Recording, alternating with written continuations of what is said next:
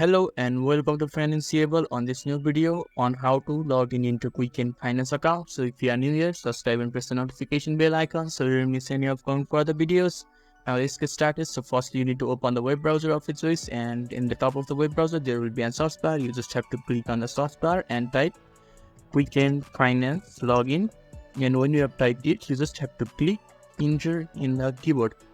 And after that the source results will be shown to you, and in the first source result there is sign in of the Quicken official website. So you just have to click on the sign in button and it will take you to their interface.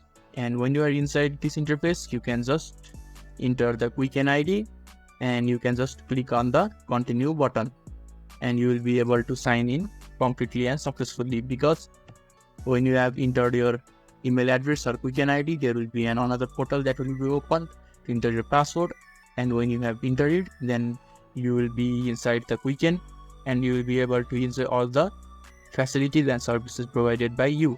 And if you haven't created an account, you can just click on the bottom. There is a create account button. You can just click on the create account button and a new form will be appeared in front of you. You just have to fill up all this form and you just need to click on the create account button and your account will be created.